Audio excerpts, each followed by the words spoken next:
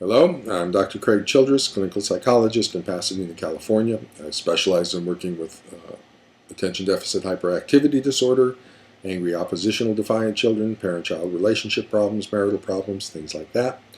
In this particular video series, I'm talking about a particular type of parent-child relationship problem that I refer to as a parental alienation dynamic.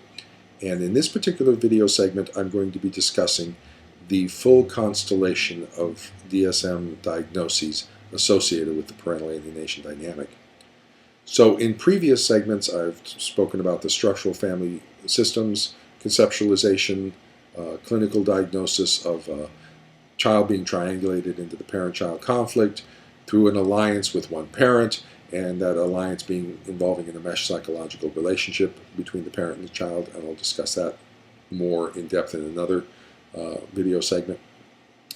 I've discussed how the parental alienation dynamic also includes a personality disorder within the allied parent.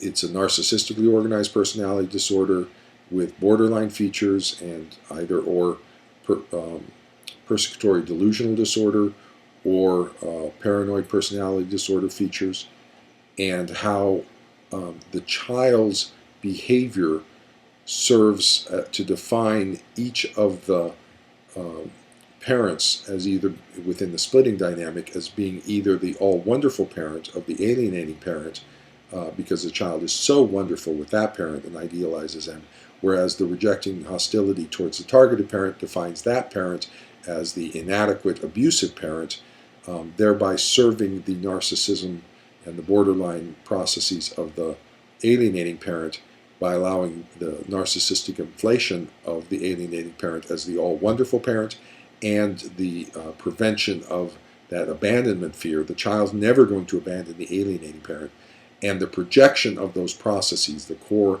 inadequacy and the fear of abandonment onto the targeted parent. And so the child is defining the targeted parent as fundamentally inadequate and abusive, and defining the targeted parent as being abandoned. Okay, and so in that way, the severe psychopathology of the personality disorder of the alienating parent is projected onto the targeted parent, and the alienating parent can have this kind of pathological relationship with those core personality disorder features through that process with the alienating parent. So in this segment, I want to talk about how that shows up in DSM, specific DSM diagnoses.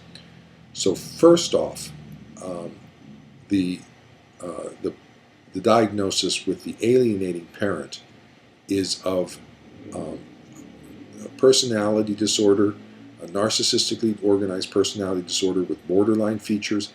If you want, you can suggest paranoid personality features. I tend to put it into a persecutory delusional disorder, and I'll explain that in a second. And the typical diagnosis I give is of a personality disorder not otherwise specified, NOS, because the personality disorder does not meet the criteria for any of the specific personality disorders within the DSM. It's a conglomeration of several. I've also run across a few parents who have histrionic features. I've run across one who had antisocial personality features. There's also a question as whether you will see a loss of empathy in the alienating parent for the suffering of the targeted parent. There is no empathy for the targeted parent from the alienating parent. Interestingly, because the child is in a meshed relationship with the alienating parent, the child is expressing the psychological structure of that personality disorder through this enmeshed relationship. The child shows no empathy for the targeted parent.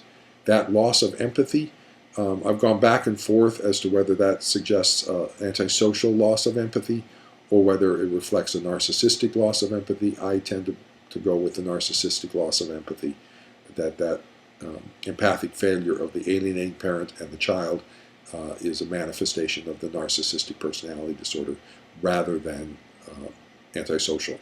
Although, again, that's a matter of interpretation. I can certainly understand contrary approaches or alternative approaches to conceptualizing that symptom. Now, that personality disorder of the alienating parent creates a delusional disorder.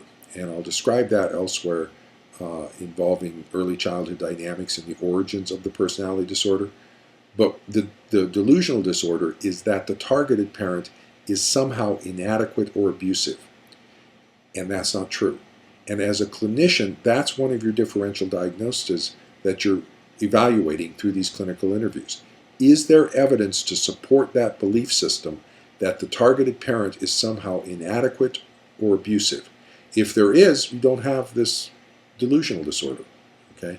If there is, you don't have the personality disorder and the splitting dynamic, because that's authentic, that's real, that is a bad parent.